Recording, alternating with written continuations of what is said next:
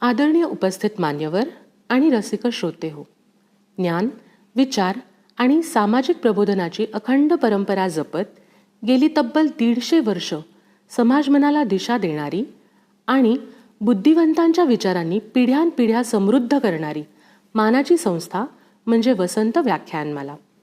अनेक वर्षांपासून ही व्याख्यानमाला समाजातील विविध क्षेत्रातील मान्यवर, विचारवंत, अभ्यासक, लेखक, पत्रकार, वैज्ञानिक आणि तज्ज्ञ यांच्या माध्यमातून ज्ञानाचा दीप प्रज्वलित करीत आली आहे. विचारांच्या देवाणघेवाणीची, बौद्धिक समृद्धीची आणि सामाजिक जाणीवांची ही एक समृद्ध परंपरा आहे. वसंत व्याख्यानमाला 2026 मधील आजच्या विशेष सत्रात आपण सर्व एका अत्यंत समकालीन, चिंतनशील आणि समाजाला जागं करणाऱ्या विषयासाठी एकत्र आले आहोत. आजच्या व्याख्यानाचा विषय आहे माहितीचा महापूर, विचाराचा दुष्काळ. माहितीस्फोटाच्या युगात आपण जगत आहोत, पण या माहितीमधून विवेकपूर्ण विचार, चिकित्सक दृष्टी आणि सत्याचा शोध घेण्याची गरज पूर्वीपेक्षा अधिक भासते. म्हणूनच हा विषय अत्यंत महत्त्वाचा आणि काळाची गरज ओळखणारा आहे. स. दा. डुंबरे यांच्या स्मृतीप्रित्यर्थ आयोजित केलेल्या या व्याख्यानासाठी आपल्यासोबत उपस्थित आहेत पत्रकारिता आणि माध्यम क्षेत्रातील ज्येष्ठ अभ्यासू आणि बहुआयामी व्यक्तिमत्व श्री आनंद अगाशे. श्री आनंद अगाशे यांनी इंग्रजी आणि मराठी पत्रकारिता तसेच माध्यम क्षेत्रातील तब्बल 45 वर्षांहून अधिक अनुभव लाभला आहे. देशातील आघाडीच्या वृत्तपत्र संस्थांमध्ये त्यांनी विविध जबाबदाऱ्या समर्थपणे सांभाळल्या आहेत. या त्यांच्या पत्रकारितेची सुरुवात दैनिक केसरीमधून झाली. त्यानंतर त्यांनी the Indian express, the times of India, the independent, Loksatta, Gomantak, Gomantak times तसेच सकाळ माध्यम समूह यांच्यासारख्या प्रतिष्ठित माध्यम संस्थांमध्ये विविध महत्त्वाच्या पदांवर कार्य केले आहे. वार्ताहर, विशेष प्रतिनिधी, ब्युरो प्रमुख, संपादक अशा विविध भूमिकांमध्ये त्यांनी आपल्या कार्याचा ठसा उमटवला आहे. पत्रकारितेसोबतच त्यांनी लेखन, संपादन, अनुवाद आणि माध्यम प्रशिक्षण क्षेत्रातही उल्लेखनीय योगदान दिले आहे. विविध मान्यवर व्यक्तींच्या चरित्रात्मक, सामाजिक आणि वैचारिक पुस्तकांच्या निर्मितीत त्यांचा सहभाग राहिला आहे. माध्यम क्षेत्रातील त्यांची दृष्टी, सखोल अभ्यास आणि संतुलित विचार यांमुळे ते एक प्रभावशाली वक्ते म्हणून ओळखले जातात. आजच्या डिजिटल युगात माहिती सहज उपलब्ध झाली असली तरी सत्य, विवेक, चिंतन आणि मूल्याधिष्ठित विचार यांची उणीव जाणवते. या पार्श्वभूमीवर श्री आनंद अगाशे यांचे आजचे मार्गदर्शन निश्चितच आपल्या सर्वांना नवीन चिंतन देणारे ठरेल असा विश्वास आहे. त्यांचे मनपूर्वक स्वागत करून मी विनंती करते की त्यांनी त्यांच्या विचारांनी आपल्या सर्वांना समृद्ध करावे.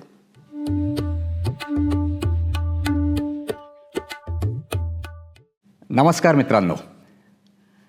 आपल्या अवतीभोवती सध्या गुगल विद्या विभूषित तज्ज्ञांचा, व्हॉट्सॲप शाखीय भाष्यकारांचा आणि ट्विटर म्हणजेच एक्समध्ये पारंगत असलेल्या इन्फ्लुएन्सर्सचा अगदी सुळसुळाट झाला आहे.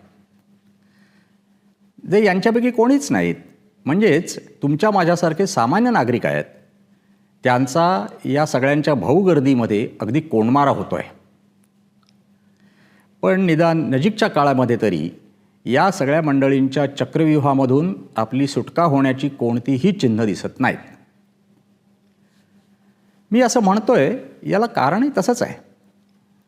भारतामधले 50-55% लोक म्हणजे साधारण 75 कोटी लोक सध्या स्मार्टफोन्स वापरत असतात. येत्या काही वर्षांमध्ये हा आकडा 100 कोटीहूनही जास्त होऊ घातला आहे. आत्ताच 75 कोटी स्मार्टफोन धारक असताना सोशल मीडियाच्या अवकाशात किती दाटी झाली आहे ते आपण सगळे बघतोच आहोत. त्यामुळे हा आकडा जेव्हा 100 कोटीची रेषा पार करेल तेव्हा त्या अवकाशामध्ये चहूबाजूंकडे वाहणाऱ्या माहितीचा महापूर किती अकराळ विक्राळ असेल याची नुसती कल्पना करा. आणि हे तर झालं फक्त भारतातले आकडे. परदेशातल्या लोकांच्या स्मार्टफोन्सवरून येणारी आणि त्यांना इथून पाठवल्या जाणाऱ्या मेसेजेसची याच्यामध्ये जर भर घातली तर सोशल मीडियाची ही आकाशगंगा केवढी पसरलेली असेल याची कल्पनासुद्धा करणं अशक्यप्राय वाटेल. ही केवळ कल्पनेची भरारी नाही, हे आजचं उद्याचं सोशल मीडियाचं वास्तव आहे, हे आपण लक्षात ठेवायला पाहिजे. या अथांगतेचे माणसाच्या मनावर आणि समाजावर काय काय बरे वाईट परिणाम होत आहेत हा प्रश्न त्याहूनही महत्त्वाचा आहे. आणि म्हणूनच आपण आजच्या चर्चेसाठी माहितीचा महापूर, विचाराचा दुष्काळ हा विषय निवडलेला आहे. एक गोष्ट तुमच्या लक्षात आली असेल की अलीकडच्या काळामध्ये बरेच अनुभव समृद्ध नामांकित डॉक्टर्स एक तक्रार वारंवार करत असतात. ते म्हणतात, आमच्याकडे रुग्ण म्हणून येणाऱ्यांमध्ये गुगल डॉक्टर्सचं प्रमाण सध्या फार वाढलं आहे. गुगल डॉक्टर्स, तुमच्यासुद्धा कानावर ही तक्रार येत असेल. तेव्हा आता इथे काय होतं बघा, ज्या डॉक्टर्सकडे आपण जातो त्यांनी त्यांची प्रॅक्टिस सुरू करण्यापूर्वी अनेक वर्ष रीतसर वैद्यकीय शिक्षण घेतलेलं असतं. MBBS, MD, MS वगैरे केलेलं असतं. इतरही काही डिप्लोमाज त्यांनी मिळवलेले असतात. त्यानंतर त्यांची एक मोठी इंटर्नशिपही झालेली असते. आणि मग कुठे अनुभव घेत घेत त्यांनी त्यांच्या व्यवसायामध्ये प्रावीण्य मिळवलेलं असतं. त्याच्यातूनच त्यांचं नाव त्यांनी कमावलेलं असतं. या उलट ज्यांना आपण गुगल डॉक्टर्स म्हणतोय त्या रुग्णांनी फार फार तर अर्ध्या किंवा पाऊण तासामध्ये गुगलवरून स्वतःच्या दुखण्याची माहिती स्वतःच मिळवलेली असते. ती माहिती बहुअंशी खरी किंवा खोटी असते, अर्धीमुर्धी असते. तरीसुद्धा ती प्रमाण मानून त्यांनी स्वतःचं रोगनिदान स्वतः करून टाकलेलं असतं. ते स्वतःच केलेलं स्वतःचं रोगनिदान मग ते डॉक्टरला सांगतात आणि थेट औषध मागतात. असे हे गुगल डॉक्टर्स. मग काय, अशा रुग्णांच्या मेंदूवर साचलेले त्यांच्या गुगल ज्ञानाचे पापुद्रे आपल्या खऱ्याखुऱ्या डॉक्टर्सना आधी दूर करावे लागतात. तेव्हा कुठे त्या रुग्णाची गाडी पुढे सरकते. आता हे सगळं पाहिलं की अनिल अवचट यांच्या पुस्तकामध्ये फार पूर्वी वाचलेलं एक वाक्य मला हटकून आठवतं. मी जन्माला येताना जेवढा शहाणा होतो तेवढा नंतर राहिलो नाही, असं ते वाक्य होतं.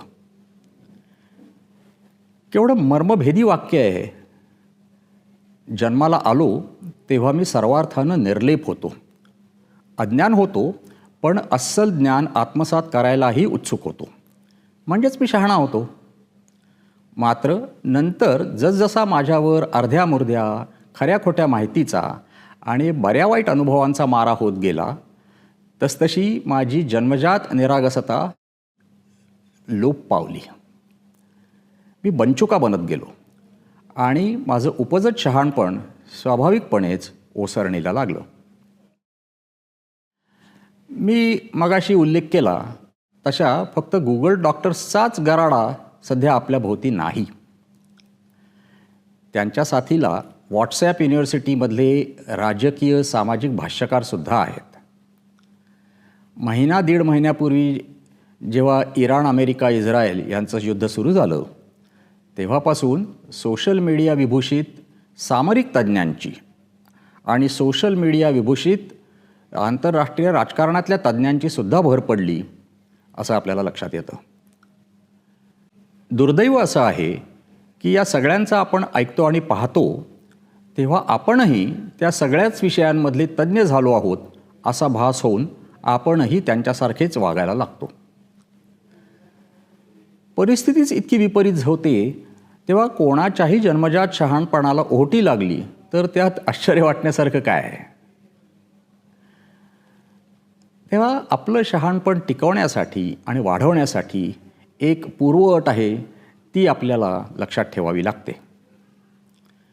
आपल्या मेंदूची विचारक क्षमता शाबूत ठेवणं ही ती पूर्वअट. माध्यम विस्फोटाच्या आजच्या काळामध्ये नेमका मानवी मेंदूच्या या विचारक्षमतेवरच घाला पडतो आहे. हा माध्यम विस्फोट थांबणारा नाही आहे, तो निरंतर होत राहणार आहे. याचं कारण म्हणजे मुळात माध्यम तंत्रज्ञानच निरंतर विकसित होत राहणार आहे. त्याचे नवनवे आविष्कार अवतरणार आहेत आणि त्या अवतारांची अंगभूत वैशिष्ट्य माणसाच्या मनाचा तावा अधिकाधिक घट्ट करत जाणार आहेत. साध्या टेलिफोनचा प्रवास आपल्याला काय सांगतो? तर हेच सांगतो. परस्पर संपर्काचं सगळ्यात लोकप्रिय साधन म्हणजे टेलिफोन. एकेकाळी काही मोजक्या घरांमध्येच लँडलाईन फोन होता, हे आपल्यापैकी जे ज्येष्ठ आहेत त्यांना नक्की आठवत असेल. त्या लँडलाईन फोनवरती फक्त बोलण्या ऐकण्यापलीकडे काहीही करता यायचं नाही.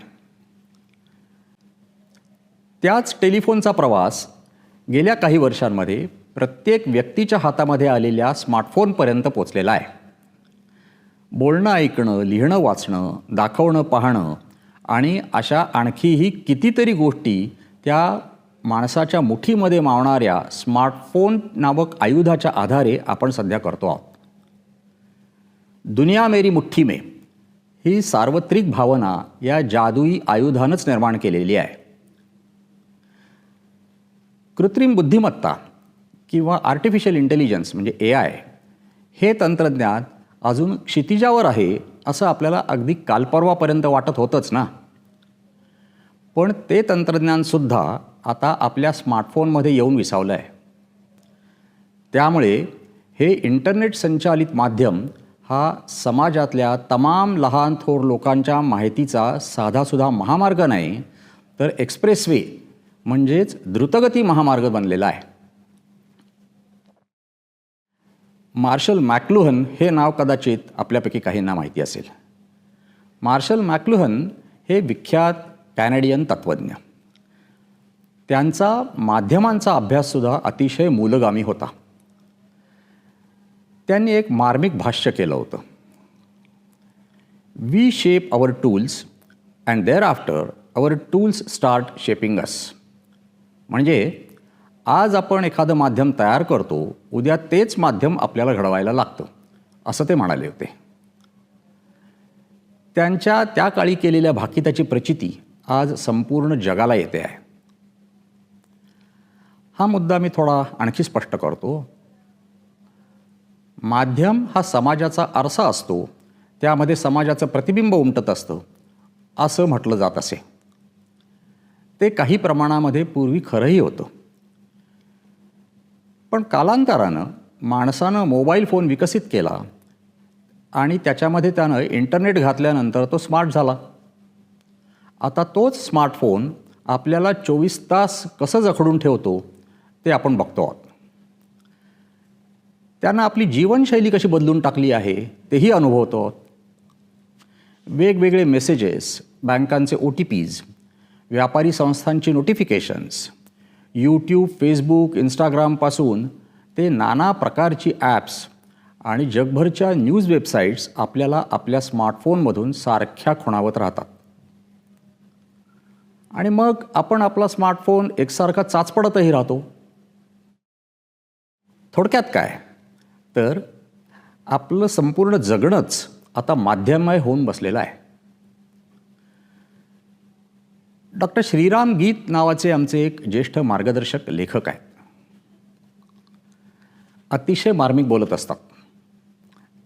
ते विनोदानं म्हणतात, आपला स्मार्टफोन हा लहान मुलाच्या दुपट्यासारखा झालेला आहे. दुपटं ओलं झालं आहे का हे जसं दर 2 मिनिटांनी तपासलं जातं, तसंच आता स्मार्टफोनच्या बाबतीमध्ये आपण करत असतो. आता हे त्यांचं निरीक्षण खरं आहे का खोटं आहे ते तुम्हीच सांगा. एक काळ असा होता की जेव्हा माध्यमांचे प्रकार आणि संख्या आजच्या तुलनेमध्ये अतिशय कमी होती. वर्तमानपत्र, साप्ताहिकं, मासिकं आणि रेडिओ, बस एवढाच मीडिया होता. टेलिव्हिजनसुद्धा तेव्हा नव्हता. त्या काळामध्ये माहिती मिळवण्यासाठी तुम्हाला मला प्रयत्न करावे लागायचे. पण या पारंपरिक माध्यमांच्या जोडीला सोशल किंवा डिजिटल मीडिया आला आणि मग माहितीचा महापूर 24 तास अव्याहतपणे लोटायला लागला. त्यामुळे आता माहिती मिळवण्यासाठी नाही, तर माहितीच्या महापुरापासून स्वतःचा बचाव करण्यासाठी आपल्याला धडपड करावी लागते. माहितीचा हा महापूर आपल्या अंगावर कुठून कुठून येतो आहे आणि किती येतो आहे याची थोडी आणखी कल्पना यावी यासाठी मी काही मोजकेच पण महत्त्वाचे आकडे आता आपल्याला सांगतो. ऑडिट ब्युरो ऑफ सर्क्युलेशन ही संस्था नियमित पाहणी या संदर्भातली करत असते. या संस्थेनं 2025मध्ये केलेल्या पाहणीनुसार आपल्या देशामध्ये वर्तमानपत्रांचा रोजचा खप जवळपास 2,97,00,000 घरामध्ये होता. भारतातल्या 98% लोकांना रेडिओवरचं प्रसारण दररोज उपलब्ध होत होतं आणि देशातल्या साधारण 22 कोटी घरांमध्ये टेलिव्हिजन सेट्स होते. म्हणजेच 100 कोटीहून जास्त लोक टेलिव्हिजन रोज पाहत होते. हे सगळं झालं पारंपरिक प्रसारमाध्यमांबद्दल, म्हणजे प्रिंट, रेडिओ आणि टेलिव्हिजन याच्याबद्दल. आता सोशल मीडियाचे आकडे बघूया. गेल्या वर्षीच्या म्हणजे 2025च्या सुरुवातीला भारतातले साधारण 81 कोटी लोकांकडे इंटरनेट उपलब्ध होतं असं ही आकडेवारी सांगते. त्यापैकी 50 कोटी लोक सोशल मीडियाचा प्रत्यक्ष वापर करत होते.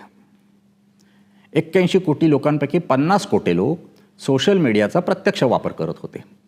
म्हणजेच आपल्या देशामधले जवळजवळ 1/3 लोक इंटरनेटच्या माहितीचा वापर आपापल्या पद्धतीनं नियमितपणे करत होते. भारतीय लोक दररोज सरासरी 2 तास 28 मिनिटं कुठल्या ना कुठल्या सोशल मीडिया प्लॅटफॉर्मचा वापर करत होते असं सुद्धा ही आकडेवारी सांगते. ही प्रत्यक्ष पाहणी करून केलेली आकडेवारी आहे, हे लक्षात घ्या. तेव्हा गेल्या एका वर्षात या सगळ्यांचे आकडे आणखी वाढलेले असणार हे उघडच आहे. याचाच अर्थ सोशल मीडिया वापरण्याची सवय आता आपल्या पुरती अंगवळणी पडलेली आहे. त्यामध्ये सुद्धा निव्वळ मजकूर वाचण्यापेक्षा छोट्या छोट्या व्हिडिओ ज्या पोस्टमध्ये असतात अशा सोशल मीडिया पोस्ट सगळ्यात जास्त लोकप्रिय होतात असं सुद्धा दिसलेलं आहे. वेगळ्या शब्दात सांगायचं तर सोशल मीडिया हा माहिती प्रसाराचा महामार्ग बनलेला आहे. पूर्वी पारंपरिक माध्यमं हा महामार्ग होता, आता सोशल मीडिया हा माहिती प्रसाराचा महामार्ग झाला आहे. तेव्हा गूगल आता आपल्या अंगवळणी यापूर्वीच पडलेलं आहे आणि AI तंत्रज्ञान किंवा ChatGPT, जेमिनाय यासारखी ॲप्स ही आता आपल्या अंगवळणी पडायला सुरुवात झालेली आहे. परिणामतः माहितीच्या प्रसाराचा वेग कैक पटींनी वाढलेला आहे. त्यामुळे सोशल मीडिया हा मी मगाशी म्हणालो तसा केवळ माहितीचा महामार्गच राहिलेला नाही, तर तो आता एक्सप्रेस वे म्हणजेच माहितीचा द्रुतगती महामार्ग बनलेला आहे.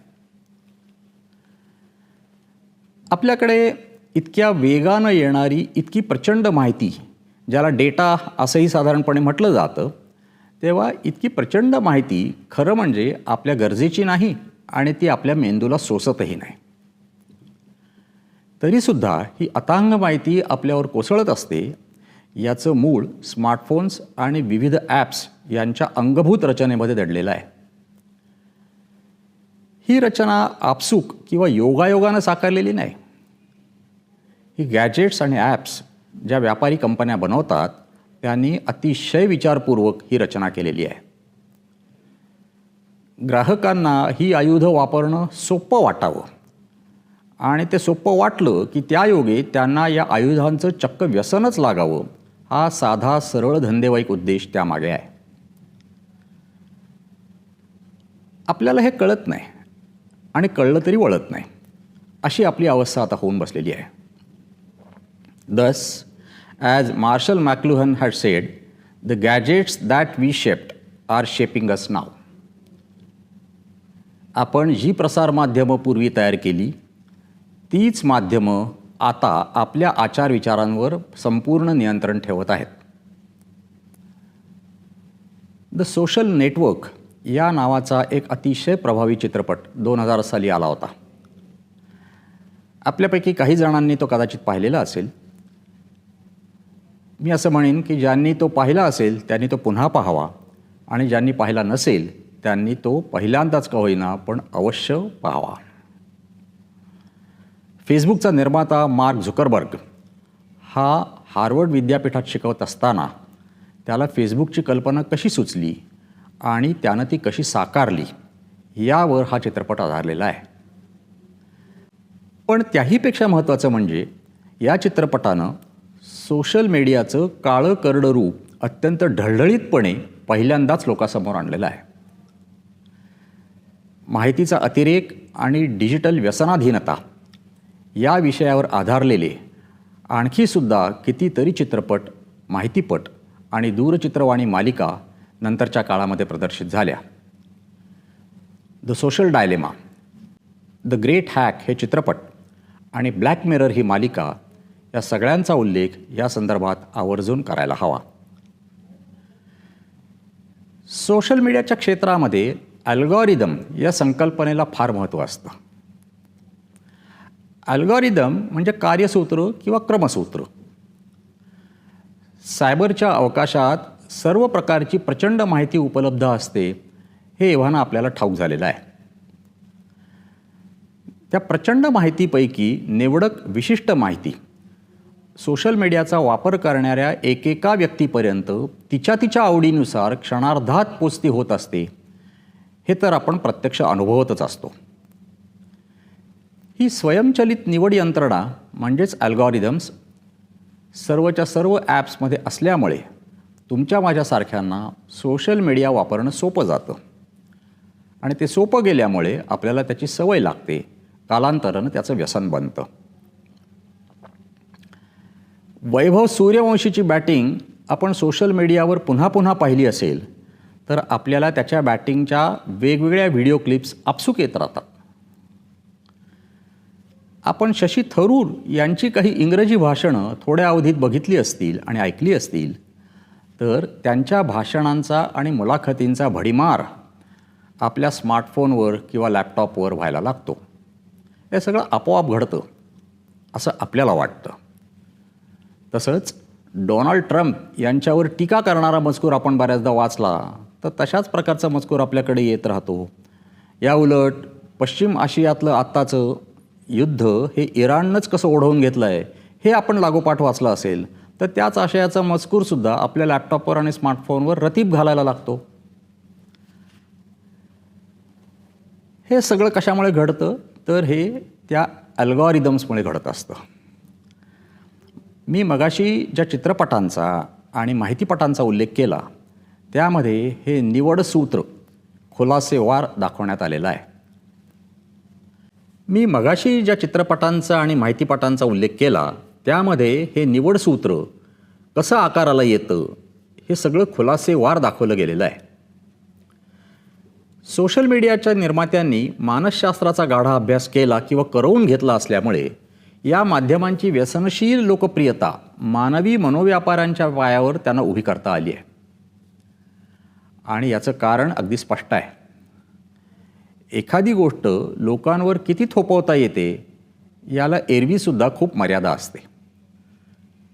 पण लोकांकडूनच तिची मागणी येत राहिली तर तिचा अमर्याद प्रसार अगदी विनासायास होऊ शकत असतो. सोशल मीडियाचा अमर्याद प्रसार होतोय याचं कारण लोकांकडूनच त्याची मागणी होते आहे. रिचर्ड फ्रीड या अमेरिकन शास्त्रज्ञानं काही वर्षांपूर्वी एक खंत व्यक्त केली होती. मानसशास्त्राचा अवलंब आतापर्यंत मानसिक उपचारासाठीच शास्त्र म्हणून केला जात होता. बघा तो असं म्हणतो की मानसशास्त्राचा अवलंब आतापर्यंत मानसिक उपचारासाठी शास्त्र म्हणून केला जात होता, तेच शास्त्र आता शस्त्र म्हणून वापरलं जात आहे असं ते म्हणाले होते.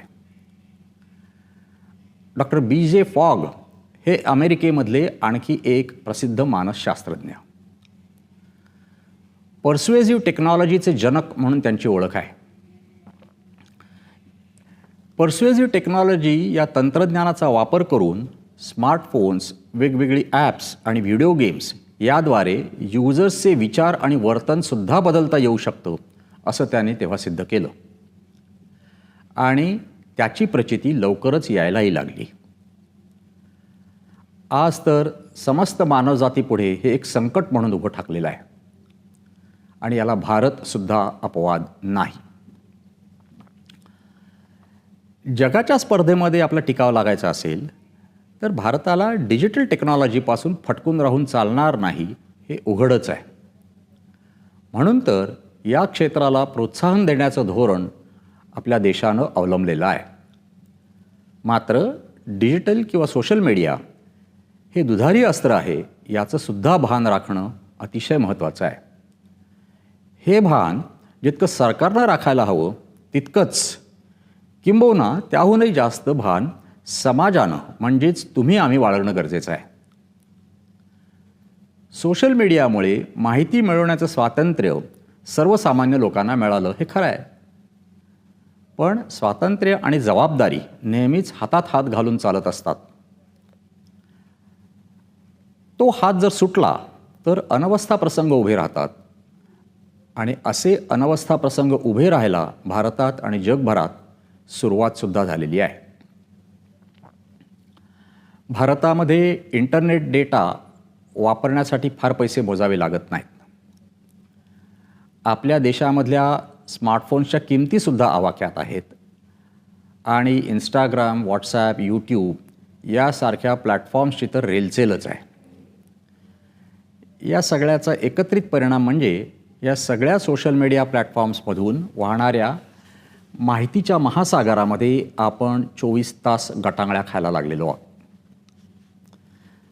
दुर्दैवानं माहितीमध्ये डुंबता डुंबता विचाराचा किनारा मात्र कित्येक मैल दूरच राहतो आहे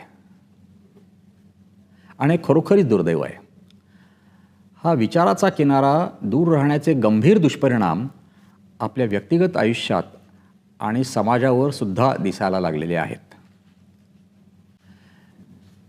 दुष्परिणाम क्रमांक 1, माहिती म्हणजे ज्ञान नाही हे जरी खरं असलं तरी माहिती म्हणजेच ज्ञान असं एक फसवं समीकरण समाजामध्ये रुजायला लागलेलं आहे. ज्या व्यक्तीपाशी जास्त माहिती ती व्यक्ती जास्त ज्ञानी असं लोकांना वाटतं आणि लोकांना तसं वाटायला लागलं की मग खुद्द त्या व्यक्तीलाही तसंच वाटायला लागतं. त्यामधून गुगल डॉक्टर्स आणि व्हॉट्सॲप भाष्यकार होकायला लागतात. खरं तर माहिती संकलनापासून होणारा प्रवास ज्ञानार्जनापर्यंत पोहोचण्यासाठी काही स्टेशनं घेणं अनिवार्य असतं. आपल्याला मिळालेल्या माहितीची आधी शहानिशा करणं, तिचा अन्वयार्थ लावणं, त्याला स्वाध्यायाची जोड देणं आणि मगच काही मांडणी करू पाहणं हे ज्ञाननिर्मितीचे वैचारिक टप्पे आहेत. या प्रत्येक टप्प्यासाठी वेळ द्यावा लागतो. स्वतःशी संवादही करावा लागतो. तो करता करता आपलं मत पुन्हा पुन्हा तपासून घ्यावं लागतं. इथे शॉर्टकट्सना थारा नाही. पण दुर्दैवानं विलंबित ख्यालातल्या या विचार प्रक्रियेचा माहितीच्या झंझावातात सध्या वारंवार बळी जातो आहे. दुष्परिणाम क्रमांक 2, आपल्या मेंदूवर जेव्हा अतिशय वेगानं विविध प्रकारच्या माहितीचा सतत भडीमार होतो तेव्हा आपला तो बिचारा मेंदू अगदी थकून जातो.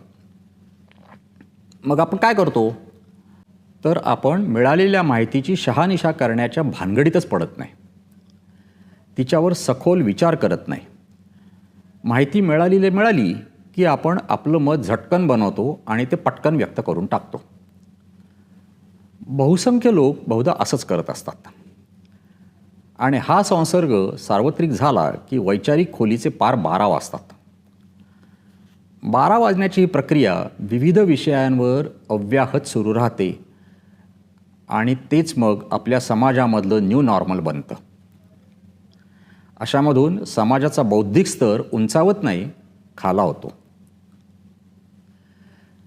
तिसरा दुष्परिणाम असा की थकलेला आणि बौद्धिक आळस करणारा आपला मेंदू आणखी एक मार्ग अनेकदा अवलंबत असतो. आपल्या परिचयाचे इतर लोक एखाद्या वादग्रस्त विषयावर सुद्धा काय भूमिका घेत आहेत ते आपण बघतो आणि स्वतःची बुद्धी न वापरता त्यांना दुजोरा देऊन टाकतो. आता मुळातच त्या लोकांची भूमिका चुकलेली असू शकते ना. पण केवळ बौद्धिक आळसामुळे आपण त्यांना दुजोरा देऊन टाकला असेल तर त्यांनी केलेल्या चुकीची घोडचूक होऊन बसते. आणि अशा घोडचुकांमुळेच तर खोट्या बातम्या आणि फेक नॅरेटिव्ज ही व्हायरल होत असतात.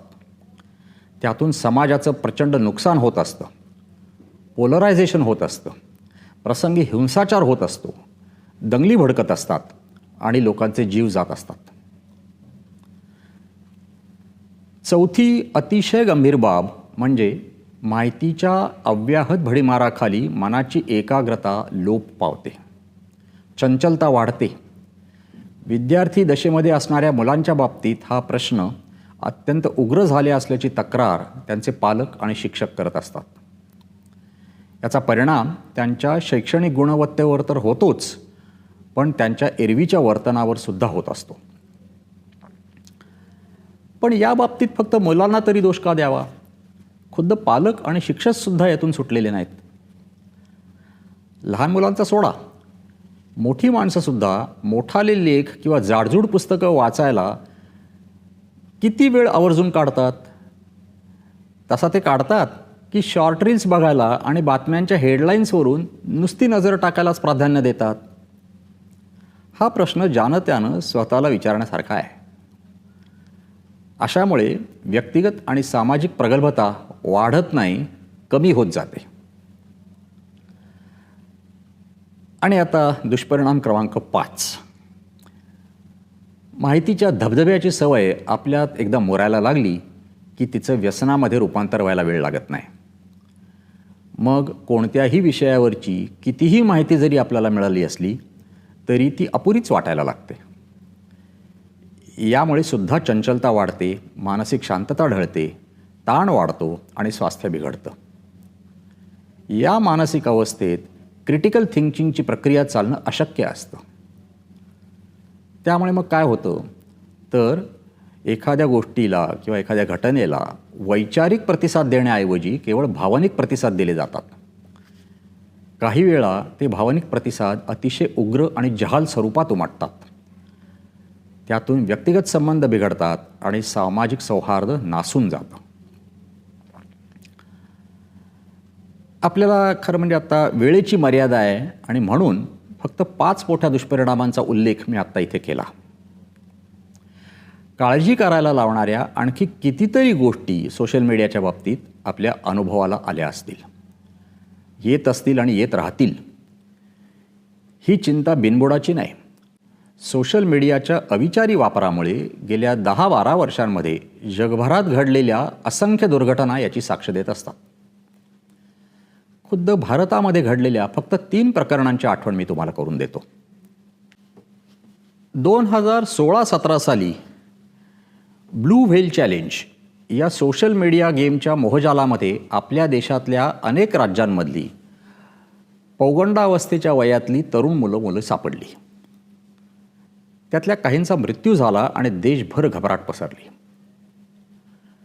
50 दिवसांच्या या तथाकथित खेळामध्ये भाग घेणाऱ्यांना 3 टप्प्यांमध्ये काही विशिष्ट टास्क दिले जायचे. सुरुवात सोपी असायची. पहाटे 4 वाजता उठणं, विशिष्ट प्रकारचंच संगीत ऐकणं, काही हिंसक व्हिडिओज पाहणं वगैरे. पुढचा टप्पा थोडा कठीण असायचा.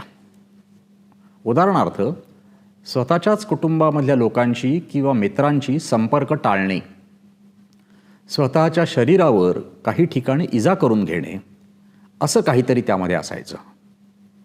आणि तिसऱ्या टप्प्यात मात्र अत्यंत विकृत पद्धतीनं या खेळामध्ये भाग घेणाऱ्यांचा मानसिक छळ केला जायचा.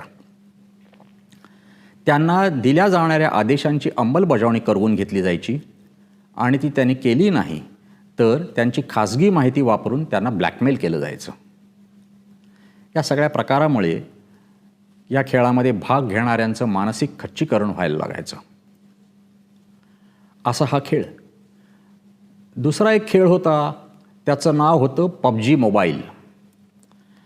हा खेळसुद्धा गेल्या दशकामध्ये लहान मुलांमध्ये आणि युवकांमध्ये आपल्या देशामध्ये अतिशय लोकप्रिय झाला होता. या ऑनलाईन सांघिक खेळात 2 स्पर्धक संघांमध्ये चक्क सशस्त्र लढाई व्हायची. ऑनलाईन सशस्त्र लढाई. खऱ्याखुऱ्या युद्धासारखेच डावपेच वापरत प्रतिस्पर्धी सैन्याचा पूर्ण निःपात करून जो तगेल तो विजेता. या खेळामुळे मुलांना अक्षरशः वेड लागलेलं होतं. अनेकांचं अभ्यासातलं लक्षसुद्धा उडालं होतं. काही जण परीक्षेलाही बसत नव्हते आणि आणखी काही जणांच्या वागण्या बोलण्यात सुद्धा अकारण आक्रमकता आलेली होती. ज्या गोष्टीचा मी आता उल्लेख करणार आहे ती तिसरी गोष्ट म्हणजे टिकटॉक. एका चीनी कंपनीनं तरुण पिढीला डोळ्यासमोर ठेवून तयार केलेल्या या ॲपनं जगभरामध्ये अनेकांना झपाटून टाकलं होतं. त्यामध्ये अर्थातच आपल्या देशातल्या तरुण आणि तरुणीसुद्धा होत्या. या ॲपचं स्वरूप तसं हलकंफुलकं होतं. संगीत, नृत्य, हास्यविनोद वगैरे आपापल्या अंगातल्या कलांचे व्हिडिओज सादर करून जास्तीत जास्त लोकांची त्यासाठी वाहवा म्हणजेच लाईक्स मिळवण्याचा प्रयत्न करायचा, असं ते स्वरूप. पण 2020च्या सुमाराला भारत आणि चीन यांच्या संबंधांमध्ये तणाव आला हे आपल्याला आठवत असेल. या ॲपद्वारे भारतातला डेटा चोरला जाऊ शकेल अशी शंका भारत सरकारला आली आणि त्यामुळं भारतानं या ॲपवर तेव्हा बंदी घातली. पण पोकळी कधीच राहत नाही आणि मग ती बंदी घातल्या इंस्टाग्राम रील्स किंवा यूट्यूब शॉर्ट्स यांनी ती जागा घेतली. हे दोन्ही चांगलेच लोकप्रिय झाले आणि त्याचेही दुष्परिणाम लगेचच दिसायला लागले. जास्तीत जास्त लाईक्स मिळवण्याची आस असल्यामुळे अनेक युजर्स वाटेल तशा प्रकारचे स्टंट्स करून त्यांचे शॉर्ट व्हिडिओज हे टाकायला लागले. हे असले प्रकार अजूनही सुरू असतात. अधूनमधून असं दिसतं की एखाद्या उंच इमारतीच्या वरच्या मजल्यावरून लटकणं, एखाद्या डोंगराच्या कड्यावर बसून अगदी टोकाला राहून हातवारे करत बसणं, रेल्वे रुळावर झोपणं वगैरे वगैरे. यात कोणाचे जीव गेले नाहीत म्हणजे मिळवली. कदाचित गेलेही असतील पण त्याची मला आत्ता तरी कल्पना नाही. हे झालं ॲप्स आणि गेम्सबद्दल. याशिवाय व्हॉट्सॲप, फेसबुक वगैरेवरून ज्या बेजबाबदारपणे मेसेजेस पाठवले आणि फॉरवर्ड केले जातात त्याला तर तोडच नाही. याला कुठलाही वयोगट, कुठलाही आर्थिक स्तर, कुठलाही प्रदेश अपवाद नाही. अशिक्षित, अल्पशिक्षित, उच्चशिक्षित या सीमासुद्धा या बाबतीमध्ये फारशा आड येत नाहीत असं लक्षात येतं. वानगी दाखल त्यातली काही उदाहरणं आता मी तुम्हाला सांगतो.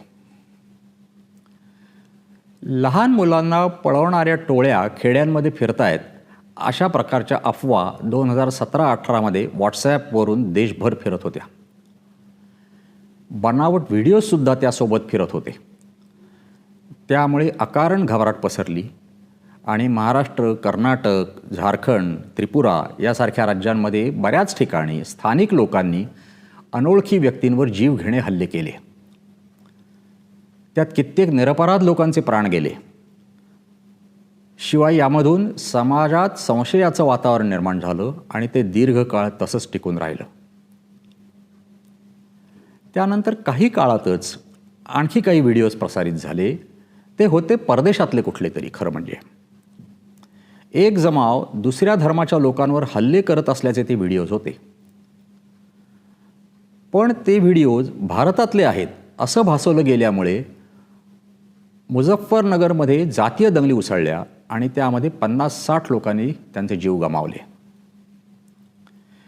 मणिपूरमध्ये 2023 साली वांशिक तणाव निर्माण झाला होता. तेव्हा हिंसक दृश्य दाखवणारे व्हिडिओज आणि मेसेजेस सोशल मीडियावर कसे व्हायरल केले गेले होते हे आपण अनुभवलेलं आहे. त्यामुळे त्या राज्यातलं वातावरण आणखी बिघडलं आणि तिथल्या त्या दोन समाजांमधली दरी आणखी रुंदावली.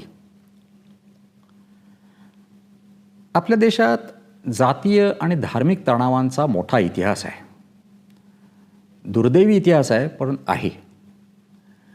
तरीसुद्धा किंवा कदाचित त्यामुळेच तणाव वाढवणाऱ्या पोस्ट्स आपल्या सोशल मीडियावर वेळोवेळी फिरत असतात किंवा फिरवल्या जात असतात. यामुळे परस्परांबद्दल तयार होणाऱ्या संशयाचं वातावरण कधी निवळतच नाही. त्यामुळे समाज हा सतत कुठल्या ना कुठल्या तरी मानसिक अशांततेमध्ये, जीव कठ्ठत असतो असं आपल्याला दिसायला लागतं. अशी अगणित उदाहरणं खरं म्हणजे देता येतील, पण त्यात आता आणखी वेळ नको घालवायला. या सगळ्याचा परिणाम व्यक्तिशः आपल्यावर आणि आपल्या एकूण समाजावर काय होतो आहे आणि तो कसा रोखता येईल याकडे लक्ष देणं जास्त निकडीचं आहे. त्यामुळे आपण थोडं त्या विषयाकडे आता येऊया.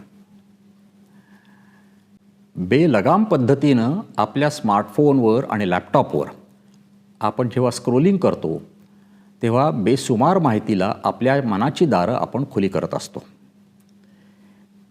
ही दारं खुली झाली की आपली विचार प्रक्रिया खुंटते.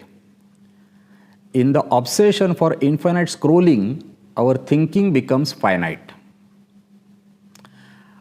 आणि ज्यावेळी कोट्यवधी लोक इन्फायनाईट स्क्रोलिंग करायला लागतात तेव्हा एक भयावह समाज निर्माण होण्याकडे आपल्या सगळ्यांची वाटचाल सुरू होते. भयावह समाज, आजारी समाज, दुःखी, दमनकारी आणि अन्यायग्रस्त समाज, यालाच इंग्रजीमध्ये डिस्टोपियन सोसायटी असं म्हटलं जातं. ज्या समाजामध्ये सत्ता केंद्र बेछूट बनतात, तंत्रज्ञान कब्जा घ्यायला लागतं आणि मानवी वर्तन या सगळ्यामुळे बिघडून जातं, तेव्हा तो समाज डिस्टोपियन व्हायला सुरुवात होते. अशा भविष्यकालीन आजारी समाजाचं चित्र रेखाटणारी जॉर्ज ऑरवेल यांची 1984 ही कादंबरी, रे ब्रॅडबरी यांचं फॅरेनहाईट 451 हे पुस्तक, किंवा ॲल्डस हक्सले यांचं ब्रेव्ह न्यू वर्ल्ड हे पुस्तक यासाठी जरूर वाचा.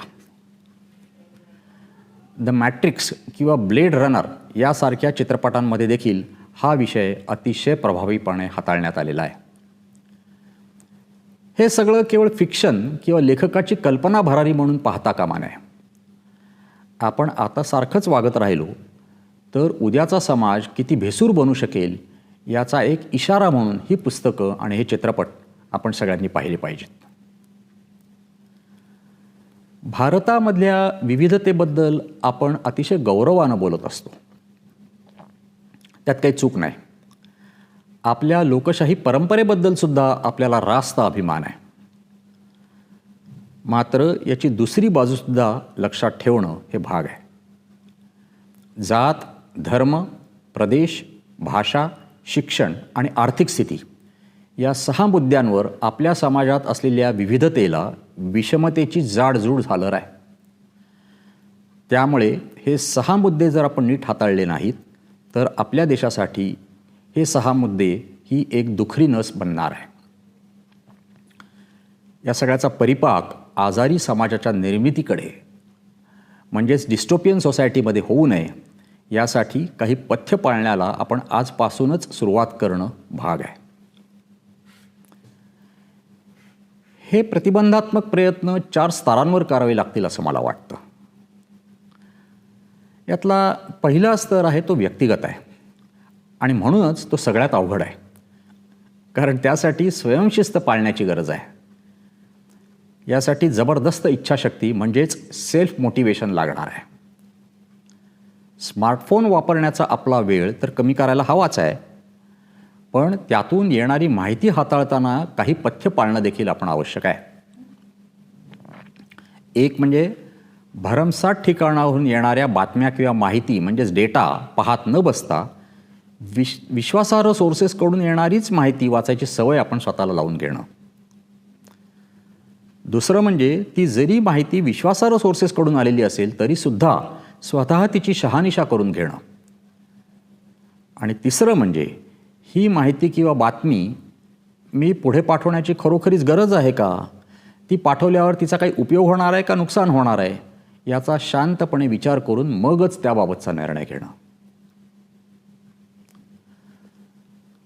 दुसरा स्तर आहे तो शाळा, महाविद्यालय, बाकीच्या शैक्षणिक संस्था यांच्या बाबतीतला आहे. या सर्व संस्थांमध्ये सायबर लिटरसी म्हणजेच सायबर साक्षरतेचे धडे देण्याची नितांत गरज आता निर्माण झालेली आहे. त्या वयातच हे शिक्षण दिलं गेलं तर त्याचे दीर्घकाळ फायदे संपूर्ण समाजाला होणार आहेत. याचं कारण सध्या प्रत्येक घरामध्ये प्रत्येक व्यक्तीमागे एक मोबाईल फोन तरी असतोच असं आपण सगळेजण बघतो. आणि तो मोबाईल फोन घरातल्या मुलांच्या हातातही कधी मोठ्या कौतुकानं तर कधी नाईलाजानं दिला जातो. त्यामुळे मोबाईल फोन केव्हा वापरायचा आणि केव्हा वापरायचा नाही, किती वापरायचा, कशासाठी वापरायचा आणि कशासाठी वापरायचा नाही, हे सगळं त्या मुलांना समजावून सांगितलं गेलं पाहिजे. मात्र हे सगळं शाळा कॉलेजात किंवा शैक्षणिक संस्थांमध्ये सांगितलं गेलं तरीसुद्धा एक अडचण राहतेच. The biggest challenge children face today is learning self discipline without seeing any. याचं वास्तव आहे. शाळा कॉलेजांमधले शिक्षक किंवा घरामधली मोठी माणसं स्वतःच ही पथ्य पाळताना दिसत नसतील तर त्यांनी कितीही कानी कपाळी ओरडून सांगितलं तरी ही मुलं ते कसं ऐकतील. त्यामुळे छोट्यांना कुठलीही गोष्ट सांगण्यापूर्वी मोठ्यांनी स्वतःही त्या गोष्टी आचरणात आणणं हे अत्यंत गरजेचं आहे. तिसरा स्तर व्यापक जनजागृतीचा आहे. माध्यमांचं लोकशाहीकरण आपल्या देशात झालेलं आहे, पण माध्यम साक्षरता मात्र पुरेशी झालेली नाही.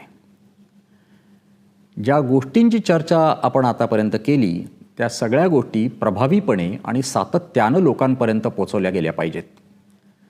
विविध सामाजिक संस्था आणि सरकारनं ही मोहीम गांभीर्यानं राबवली तर माध्यम साक्षरतेचं उद्दिष्ट साध्य करता येईल. आपल्यासमोर एक उदाहरण आहे. तंबाखू विरोधातली मोहीम ज्या प्रकारे राबवली जाते आहे तसंच याही बाबतीमध्ये आपल्याला करता येईल. याची निकड आत्ता का आहे ते स्पष्ट करण्यासाठी मी एका गंभीर गोष्टीकडे आपल्या सगळ्यांचं लक्ष वेधू इच्छितो. अमेरिकेमधल्या टेक्सास राज्यामध्ये सध्याच्या सोशल मीडियाच्या काळाला अनुरूप अशा काही अभिनव शाळा सध्या चालतात. त्या शाळांचं नाव अल्फा स्कूल्स असं आहे. त्यांची सुरुवात टेक्सासमध्ये झाली आणि नंतर इतरही काही राज्यांमध्ये तशाच प्रकारच्या शाळा उघडल्या. ही शाळा दिवसातले फक्त 2 तास चालते. तिथे गणित, विज्ञान वगैरे विषय हाडामासाचे शिक्षक शिकवत नाहीत. आर्टिफिशियल इंटेलिजन्सवर आधारलेली ॲप्स ते विषय शिकवतात. प्रत्येक मुलाच्या क्षमतेनुसार त्याला किंवा तिला हे AI शिक्षक तो विषय शिकवत असतात. यालाच पर्सनलाइज लर्निंग किंवा पर्सनलाइज टीचिंग असं म्हटलं जातं. वर्गामधल्या सगळ्या 30 मुलांसाठी एकच शिक्षक एकाच पद्धतीने शिकवत आहेत असं याच्यात घडत नाही, तर त्या मुलाच्या शैक्षणिक क्षमतेनुसार त्यांना याच्यामध्ये शिकवलं जातं. म्हणून हे पर्सनलाइज टीचिंग. शाळेची वार्षिक फी प्रतिवर्षी $30,000 ते $70,000 या दरम्यान असते. म्हणजेच या शाळा अतिशय महागड्या आहेत, फक्त श्रीमंत लोकांसाठी आहेत. पण येत्या काळात भारतासारख्या देशामध्ये सुद्धा हे लोण नक्की येऊ शकेल. आपल्याकडचे एज्युकेशन मार्केट म्हणजेच शिक्षणाची बाजारपेठ फार मोठी आहे. त्या बाजारपेठेवर डोळा ठेवून काही शिक्षण सम्राट या व्यवसायामध्ये उतरायला अत्यंत उत्सुक असतील. या अभिनव शिक्षण पद्धतीच्या बाबतीमध्ये खुद्द अमेरिकेमध्ये उलटसुलट प्रतिक्रिया उमटायला लागलेल्या आहेत. पारंपरिक पद्धतीच्या शाळांमध्ये म्हणजे आपल्याला ज्या शाळांचा परिचय आहे, ज्याची सवय झालेली आहे, आपण ज्या शाळांमध्ये शिकलेलो आहोत, तशा पद्धतीच्या शाळांमध्ये अभ्यासक्रमाच्या जोडीला मुलं इतरही कितीतरी जीवनावश्यक गोष्टी शिकत असतात. आपणही शिकलेलो आहोत. सामाजिकीकरण म्हणजे सोशलायझेशन, सहशिक्षण म्हणजे को लर्निंग, त्यातून होणारी मैत्री आणि हक्क आणि जबाबदाऱ्या यांचा समतोल, असं बरंच काय काय मुलांच्या आतमध्ये या शिक्षणामधून झिरपत असतं. त्यासाठी ती शाळेत जात असतात. असं बरंच काय काय मुलांच्या आत झिरपत असतं. आता AIवर आधारलेल्या शिकवणी सदृश शिक्षणामध्ये हे सगळं कसं साधणार? मुलांना लागलेली स्क्रीनची सवय ही दूर कशी करणार? यासारखे अनेक प्रश्न या प्रकारच्या शिक्षणातून निर्माण होत आहेत. तेव्हा एकीकडे हे घडत असताना जगातल्या निम्म्याहून जास्त देशांनी शाळांमध्ये स्मार्टफोन्स वापरण्याच्या बाबतीत कमी अधिक निर्बंधसुद्धा लागू केलेले आहेत. म्हणजे एकीकडे AI वर आधारित शाळा की ज्याच्यासाठी स्मार्टफोन्सचा वापर, आणि दुसरीकडे अनेक शाळांमध्ये जगातल्या स्मार्टफोन्स वापरण्यावरतीच निर्बंध. असे दोन्ही प्रकार आत्ता जग करू पाहत आहे. फ्रान्स, इटली, चीन, Hungary, Finland, Netherlands, Australia, Canada, Germany आणि खुद्द अमेरिकेतल्या अनेक राज्यांमध्ये सुद्धा अशा प्रकारचे निर्बंध काही शाळांनी लादायला सुरुवात केलेली आहे. भारतामध्ये काही राज्यात आणि काही शाळांमध्ये सुद्धा थोडेफार निर्बंध आहेत. पण या बाबतीत राष्ट्रीय धोरण म्हणून आपली अधिकृत भूमिका काय आहे, तिच्या अंमलबजावणीसाठीची यंत्रणा काय आहे, या दोन्ही मुद्द्यांवर आत्ता तरी स्पष्टता नाही. भारतामध्ये हा प्रश्न गंभीर होऊन आपल्यापुढे उभा राहायला वेळ लागणार नाही आहे, आणि म्हणूनच जनजागृतीच्या मोहिमेमध्ये या प्रश्नाचा सुद्धा अंतर्भाव आपल्याला करावा लागणार आहे. चौथा स्तर आहे तो म्हणजे शासकीय धोरणं आणि सोशल मीडिया मालक कंपन्या यांच्यावरचा.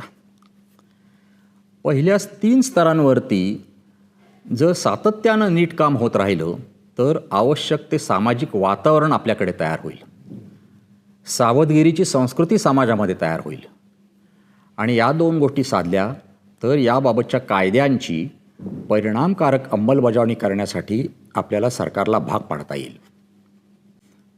सोशल मीडिया मालक कंपन्यांवरती सुद्धा आपल्याला दबाव आणता येईल. डिस्टोपियन सोसायटीची म्हणजेच आजारी समाज जीवनाची समस्या आपल्या पुढच्या पिढ्यांमध्ये भेडसावू नये यासाठीच्या प्रतिबंधात्मक गोष्टी वर्तमान काळामध्येच आपल्याला कराव्या लागणार आहेत, म्हणजे आत्ताच त्या कराव्या लागणार आहेत. हे करण्यात अडचणी अर्थातच खूप आहेत, ते नाकारण्यात काही अर्थ नाही. माहिती तंत्रज्ञान सतत विकसित पावत आहे. त्याचा वापर करणाऱ्या सोशल मीडियाच्या मालक कंपन्यांची आर्थिक ताकद तर अचाट आहे, आणि आपला समाज अफाट आहे, बहुविध आहे. दुसरीकडे आपली व्यक्तिगत क्षमता मात्र मर्यादित आहे. असं सगळं असताना हे महाकाय आव्हान पेलणं आपल्याला जमणार आहे का? जमेल न जमेल, पण प्रयत्न तर करावाच लागेल. त्यासाठी आपापल्या कुवतीप्रमाणे सुरुवात तर करावीच लागेल. आशेचा किरण आहे तो हा की ठरवून स्वतःमध्ये सुधारणा करण्याची बुद्धी आणि विचार क्षमता प्रत्येक माणसामध्ये आहे. तेव्हा तीच आपली विचार क्षमता शाबूत राखण्यासाठी इन्फॉर्मेशन ओव्हरलोडपासून आपण आपला बचाव करायला हवा. अपरंपार माहिती संकलित करण्याच्या आत्ताच्या आपल्या व्यसनाला फाटा देऊन विचाराचा दुष्काळ संपवायला हवा. त्यासाठी डिजिटल डिटॉक्स वेळोवेळी करून घ्यायला हवा. हा माध्यम उपवास आपण नियमितपणे केला तर याबाबतची पुढची पावलं निश्चितपणे पडतील असा मला विश्वास वाटतो. त्यासाठीच तुम्हाला आणि मलासुद्धा शुभेच्छा. धन्यवाद.